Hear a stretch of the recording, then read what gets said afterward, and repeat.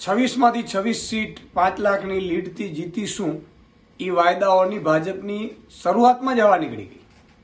તમે જુઓ કે હજી ઉમેદવારો કેટલી જગ્યા ઉપર તો ભાજપ ડિક્લેર નથી કરી શક્યું।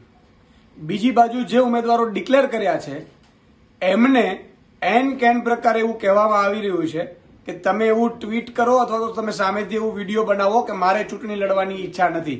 કેમ ભાઈ, ઉમેદવારો ડિક્લેર થયા ત્યારે તો બહુ સારી રીતે સન્માનો થયા હતા। એનો અર્થ સ્વાભાવિક છે કે ભાજપમાં ઉકળતો ચરુ છે। ભાજપમાં બધા જે કાર્યકર્તાઓ છે ખૂબ નારાજ છે। આજે રંજનબેન ભટ્ટની વાત છે, ભીખાજી ઠાકોરની વાત છે। ભીખાજી ઠાકોરના સંબંધીઓ એ આદિવાસી સમાજમાંથી ચૂંટાઈને આવે છે અને આમાં એટલું ચીટિંગ કરવાની પણ કોશિશ કરી હોય એવું પણ લાગી રહ્યું છે। જે પણ હકીકતો હોય પરંતુ સ્પષ્ટ છે કે એમને પણ કહી દેવામાં આવ્યું છે કે તમે પણ ઉમેદવારી ના કરો। આ તો ઉમેદવારોનો અપમાન છે, એમની જ્ઞાતિઓનો પણ અપમાન છે। પણ એનાથી મોટી વાત એ છે કે હજુ પણ કેટલાક ઉમેદવારો, માની લો કે આણંદની વાત છે, બનાસકાંઠાની વાત છે કે જેમાં ઉમેદવારો ચેન્જ થાય એવી શક્યતા। ઇવન મનસુખ વસાવા પહેલા પણ રાજીનામું આપી ચૂક્યા છે, સાંસદ તરીકે પણ રાજીનામું આપી ચૂક્યા છે નારાજ થઈને ભાજપથી।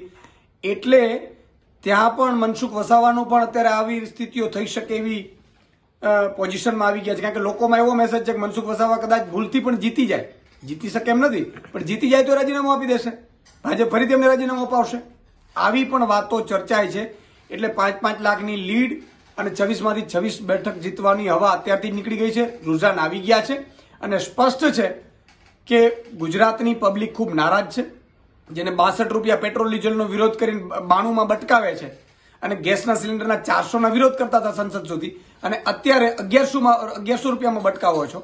રાજસ્થાનમાં તમે 450માં ગેસનો સિલિન્ડર આપો છો, મધ્યપ્રદેશની બહેનોને 1250 થી 3000 રૂપિયા આપો છો, તો ગુજરાતની બહેનોએ શું ગુનો કર્યો છે? આ બધા લોકો જાણી ગયા છે। મેં તો એવું પણ સાંભળ્યું છે કે ગુજરાતમાં ભાજપના કાર્યકર્તાઓના ઘરેથી બહેનોએ સ્પષ્ટપણે ના પાડી છે કે આ વખતે ભાજપને મત નથી આપવાના। એટલે આ રુઝાન સ્પષ્ટ છે। એટલે આ અત્યારથી જ રાજીનામા પડવાના શરૂ થઈ ગયા છે અને હજી જ્યારે 200 સીટની અંદર ભાજપ આવશે ને કેન્દ્રમાં અને ઈડી સીબીઆઈ નીકળી જશે ભાજપના કબજામાંથી, એટલે અહીંયા પણ કેટલાય ધારાસભ્યોના અંતરાત્મા જાગશે। જોઈ લેજો।